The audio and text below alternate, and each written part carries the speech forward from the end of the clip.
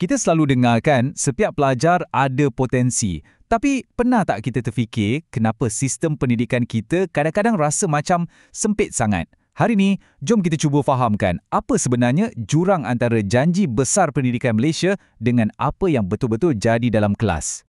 Okey, falsafah pendidikan kebangsaan kita atau FPK ada satu janji yang sangat hebat. Setiap pelajar tu unik dan penuh dengan potensi. Bunyi macam best kan? Persoalannya, adakah janji ni betul-betul sampai ke budak-budak dalam kelas? Atau ia cuma tinggal janji je?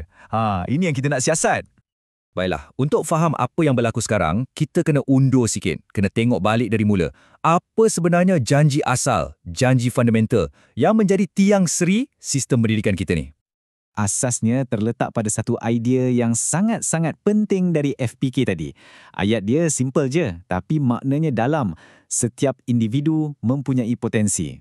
Dengar tu, setiap individu. Ini bukan sekadar slogan tau, ini sepatutnya jadi DNA sistem pendidikan kita. Dan bila kita sebut potensi ni, ia bukan pasal pandai matematik atau sains je tau. Falsafah ni sebenarnya, ia sangat luas. Ia mengiktiraf macam-macam jenis kepintaran. Ada orang yang hebat dengan bahasa, ada yang logik dia power. Tapi bukan tu je.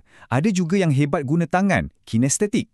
Ada yang berbakat muzik, ada yang pandai bergaul dengan orang lain, dan ada juga yang sangat visual. Sebenarnya, matlamatnya adalah untuk meraihkan semua bakat ni. Tapi kat sinilah timbul satu masalah besar. Kalau kita raikan macam-macam bakat, kenapa pula realitinya rasa macam semua orang kena lalu satu acuan yang sama je untuk dianggap berjaya? Macam mana spektrum yang luas tadi tu tiba-tiba jadi sempit? Jom kita tengok. Okey, kat sini kita nampak pertembungan antara teori dengan realiti. Atas kertas, FPKK dan kurikulum macam KSSM tu memang nampak hebat, raihkan semua potensi. Tapi dalam dunia sebenar, realitinya, budaya kat sekolah, sistem exam, semuanya nampak macam ada satu je benda yang penting, prestasi akademik. Dan bila fokus dah jadi macam ni, ia memberi kesan yang sangat mendalam. Bagi pelajar, mak ayah, malah cikgu-cikgu pun, nilai seorang pelajar tu akhirnya direndahkan kepada cuma satu soalan. Satu soalan je. Dapat berapa A? Itu dia.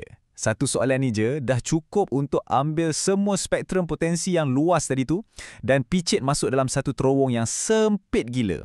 Mesej yang sampai jelas. A tu raja. Bakat lain, nanti dulu. Fokus yang terlampau sempit pada APA ni sebenarnya mewujudkan sesuatu yang kita tak nampak tapi sangat kuat. Ia macam mesej tersembunyi. Benda yang tak ada dalam buku teks tapi semua pelajar faham. Okey, jom kita tengok satu contoh.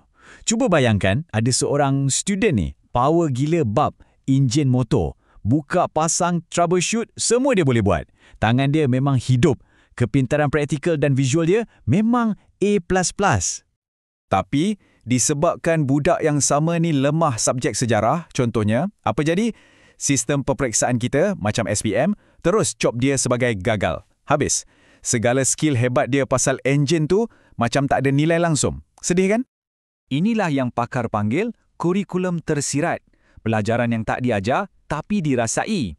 Sistem kita seolah-olah berbisik kat telinga pelajar tu, pandai kau pasal enjin tu, bagus. Tapi tu hobi je lah. Benda kelas kedua. Yang penting, sejarah kena lulus. Dan, isunya bukan setakat dalam pagar sekolah je tau. Bila kita keluar sikit, kita nampak satu lagi faktor besar yang main peranan, sosioekonomi. Realitinya, garisan permulaan untuk setiap pelajar tu tak sama. Langsung tak sama. Jurang ni memang ketara. Kalau kita tengok, pelajar dari keluarga B40, akses diorang kepada macam-macam sumber pembelajaran jauh berbeza berbanding kawan-kawan diorang yang datang dari keluarga yang lebih senang. So, apa halangan-halangan ni? Ini bukan cakap-cakap kosong, ini benda betul. Contohnya, mungkin kat rumah tak ada laptop atau internet slow. Nak pergi tuition tak mampu. Kadang-kadang keadaan kat rumah tu sendiri pun tak kondusif untuk belajar.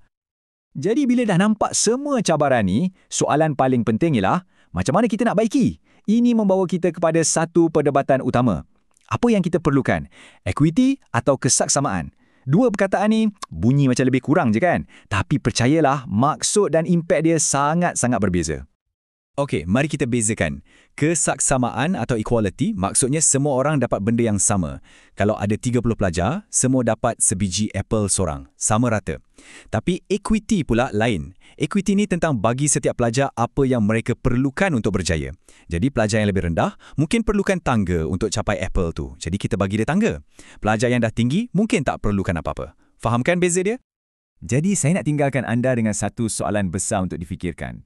Untuk betul-betul buka potensi setiap anak-anak kita, mana satu jalan yang lebih baik? Beri semua orang peluang yang sama rata atau beri setiap orang sokongan berasaskan equity, ikut keperluan masing-masing? Pilihan yang kita buat sebagai sebuah masyarakat inilah yang akan tentukan sama ada kita benar-benar serius nak gilap setiap permata dalam generasi akan datang.